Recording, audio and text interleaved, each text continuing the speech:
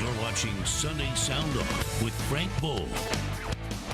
And welcome back to Sunday Sound Off. And our first hot topic of the night: what is your level of concern that the Chiefs offense only managed 10 offensive points after those 8 Jet turnovers? Now, I know 2 of them were run back for touchdowns, but that left 6 others. TJ. Yeah, you get 6 turnovers in the NFL, and you got to get more than 10 points. I'm sorry. And as much as, you know, I hate being the wet blanket tonight on the show after such a big win, but, the Chiefs offense, we expected them to be better than this. We expected them to be better because Alex Smith has more time in the system. He's got better pieces around him. That offensive line has had some injuries, sure, and Jamal Charles is not in the backfield yet. But Spencer Ware has done a very good job. I think we are thinking about this maybe a little bit more differently if Spencer Ware scores on that fumble at the goal line that ended up being a touchback. But I certainly think that the level of urgency that this offense has shown to this point in the season, and actually playing with a lead, we saw them get a little bit more conservative, and some of the play calling in the red zone was very questionable as well. Those things have to get better if this team is going to once again contend for the playoff, make the playoffs, and contend for a Super Bowl. Yeah, Mark, you're a former Chiefs offensive player, and you get a situation where you're always getting the ball. Your defense turn the ball over to you all the time.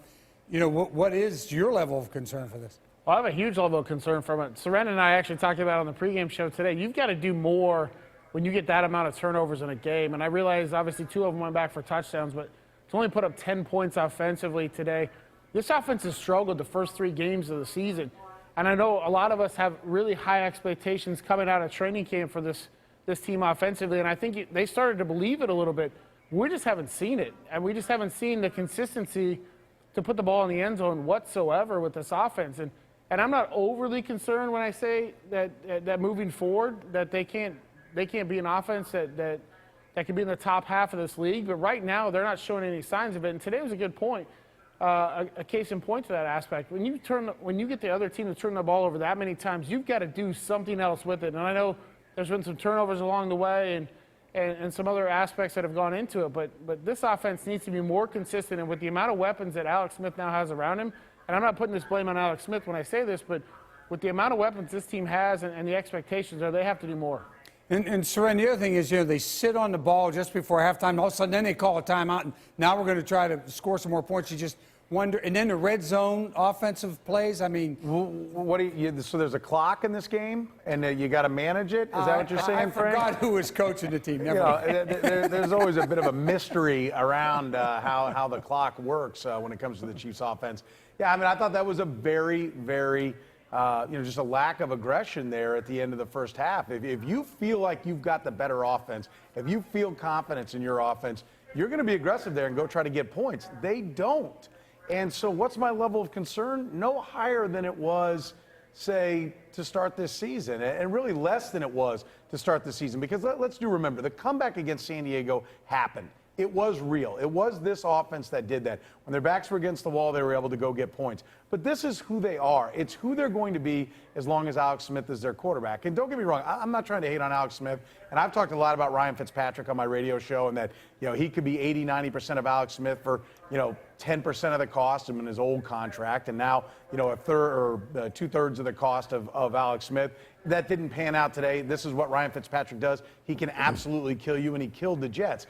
But reality is, Alex Smith's just not going to have many. We've only had one come from behind wins. What he's going to do is manage the game while your defense goes out and wins for you. This is the formula. And it's always going to be scary. It's always going to be edge of your seat. They're not really the offense that can put anyone away. If they put a team away, they're going to do it with special teams and defense. That's how it's going to have to happen. That's how it's happened the entire time Andy Reid and Alex Smith have been together here. And here's our second hot topic of the evening. Marcus Peters, 2 interceptions, no penalties, no blow-ups today. It wasn't yelling at anybody. Is he turning the corner on the maturity level, Mark, or did somebody get in his ear? Well, I hope somebody got in his ear. I don't necessarily think that he's turning the corner necessarily. With a guy like Marcus Peters, and we talked about this last week here, Frank, that I said that a teammate needs to get in his ear a little bit and stop with the antics, right, a little bit. But he's also a guy that plays with an edge, and you've got to let that freedom go with that edge a little bit. But he came out today and had a rebound game and a fantastic game based off of everything else he's done the first 2 weeks. I think, Marcus Peters has to harness the energy that he's got, and instead of complaining to the officials with everything, go out and play. And he did that today. Now, his one interception was a tip ball, but he was in the right spot when it happened. And you know, obviously it's going to go in the stats for him as an interception. But I think he just harnessed it a little bit more today, was a little more reserved. But I think he's in the right direction right now. I think somebody had a conversation with him this past week. But at the same time, you still have to let him go out and play freedom. Seren?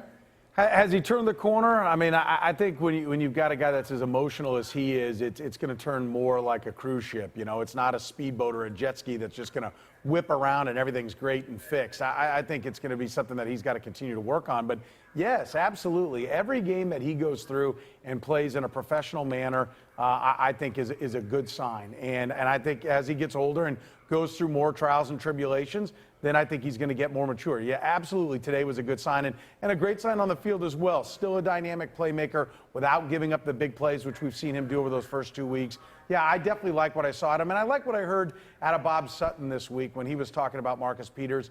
It is a fine line, like Mark said. He's a guy that plays with an edge and plays with that emotion. And you don't want to take that away from him, and you don't want to kill his spirit. You don't want him pouting on the sidelines, but you got to get him to not hurt the football team. He did that today.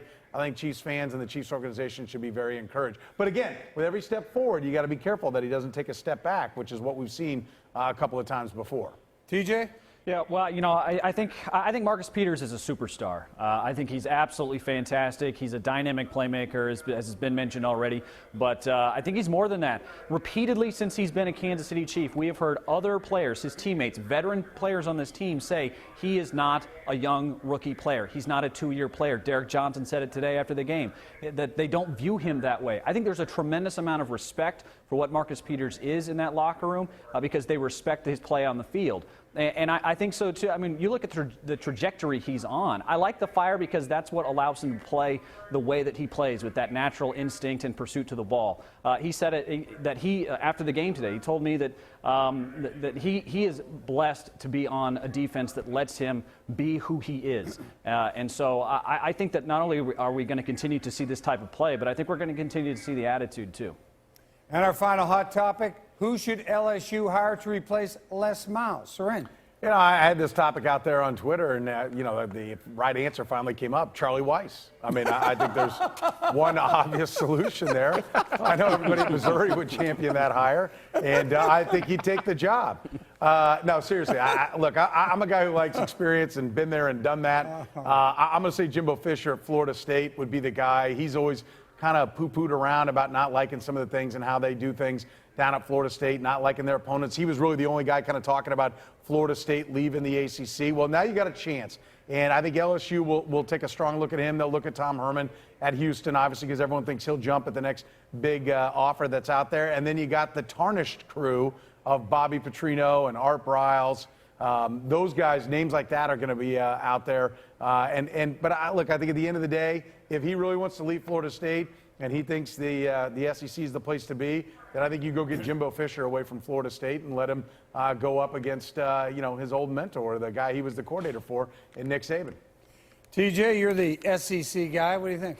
On Twitter today, my continuum of suggestions went from Bill Belichick to Joaquin Soria. So, so maybe some wishful thinking there from Royals fans. I'm not sure. But in all seriousness, people who are close to the situation have already told me today that the number one target is Jimbo Fisher. So that's who they're going to go out number one. But there also have been some reports from the Advocate down there in Baton Rouge that they've already reached out to Art Briles and to Tom Herman through their agents. Wow.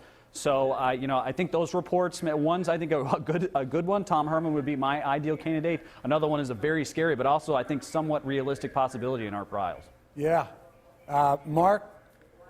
Well, first of all, I'm confused why you do it now, right? First, in terms of firing Les Miles, like just wait till the end of the season, or you should have done it 6 months ago to start the year. But I'm going to give you a name that probably nobody's thinking about right now, who's a hot commodity, and it's in the NFL market, and that's Josh McDaniels. I mean, who knows what could happen with him, whether his ego is going to allow him to want to go ahead and take that job. But you're starting to hear his name come to the forefront again. And the one thing about his failed time in Denver was that they gave him all the power in the world. I could easily see him being a fit at LSU as well. Oh, that's a name that I wouldn't have even thought of. That's great. Throw in Lane Kiffin's name as well. That's right. I heard his name right away. Yeah.